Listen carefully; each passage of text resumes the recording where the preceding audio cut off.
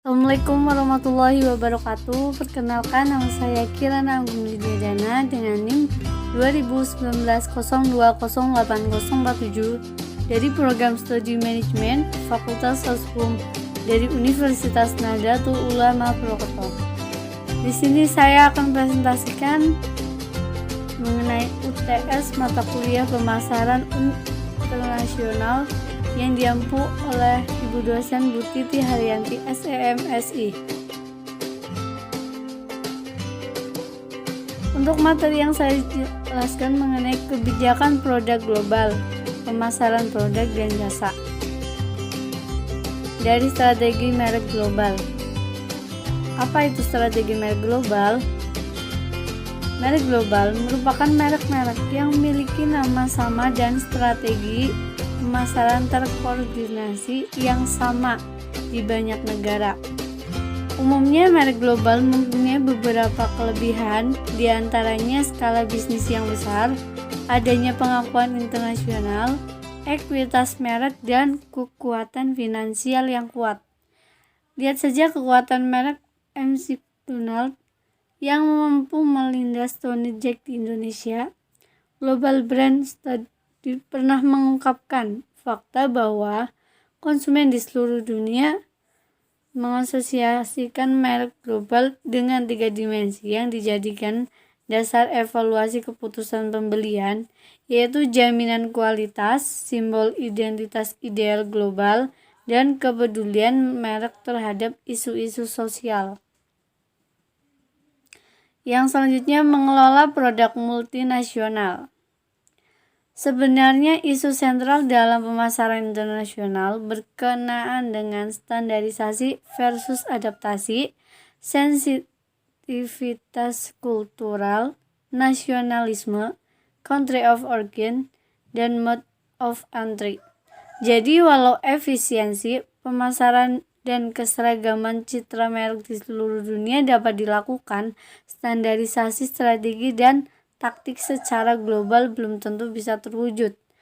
Kendala-kendala seperti variasi standar dan regulasi antar negara, perbedaan infrastruktur pemasaran, kondisi pemakaian bahasa dan simbolisme dan preferensi lokal menyebabkan adaptasi strategi pemasaran dibutuhkan.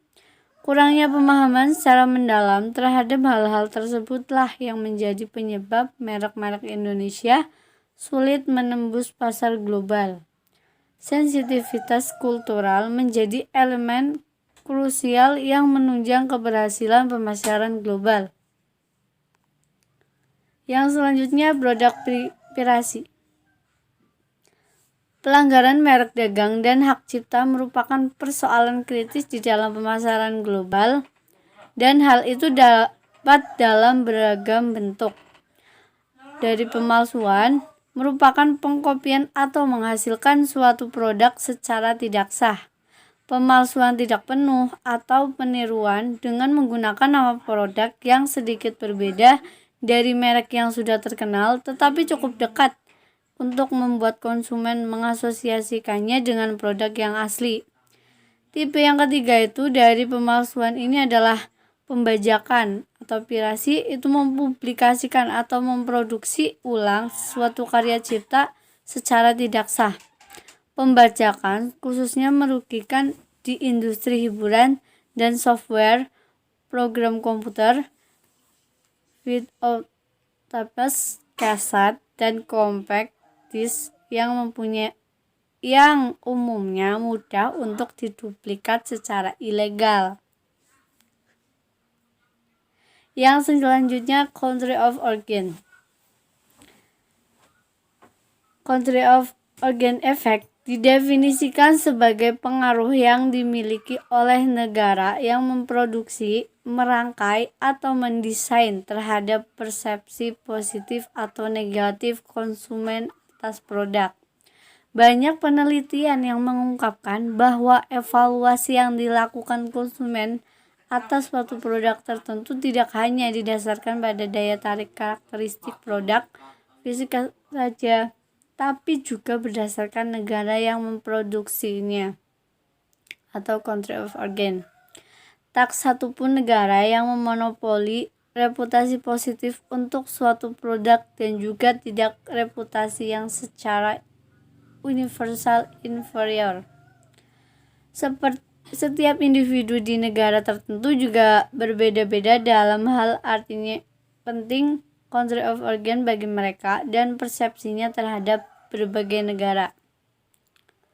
Yang selanjutnya, pemasaran jasa global. Dalam beberapa tahun terakhir, peranan sektor jasa semakin meningkat tajam. Internasionalisasi jasa juga mengalami pertumbuhan pesat, baik dalam bentuk jasa profesional, experiential service, maupun jasa yang melekat pada produk fisik.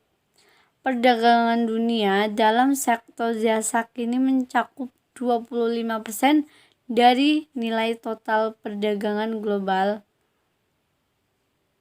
dengan tingkat pertumbuhan yang lebih besar dibandingkan perdagangan barang. Faktor pemicu internasionalisasi jasa bisa dikelompokkan menjadi dua kategori utama, yakni firm level diverse dan industry level diverse. Dalam setiap kategori terdapat pemicu spesifik. Faktor pemicu internasionalisasi jasa. Dari yang pertama tadi, firm level diverse, itu yang A, mencari pasar atau market seeking. B, mengikuti klien.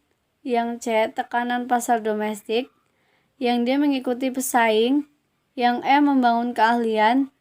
F, melakukan preemptive sticker. Dan yang terakhir, pesanan tidak terduga. Sedangkan dari industri level diverse, itu dari faktor persaingan tuh contohnya kehadiran pesaing dari berbagai negara. Yang B, faktor pasar, itu contohnya semakin berkembangnya transferable marketing. Yang C, faktor teknologi, contohnya kemajuan telekomunikasi dan komputerisasi. Dan yang D, faktor biaya, itu contohnya ketersediaan dukungan logistik global. Dan yang terakhir, faktor pemerintah, itu contohnya adanya regulasi pemasaran. Yang selanjutnya tentang pemasaran jasa internasional. Perusahaan yang berkecimpung dalam ekspor jasa menghadapi masalah-masalah yang sama dengan eksportir barang. Akan tetapi ada sejumlah masalah tambahan yang mempengaruhi strategi pemasaran jasa internasional. Di antaranya ada isu-isu penyampaian jasa, kebutuhan infrastruktur. Ekspor jasa seringkali tergantung pada infrastruktur yang tersedia, kebutuhan akan kontak langsung, dan proteksi yang lebih besar. Sekian, wassalamualaikum warahmatullahi wabarakatuh.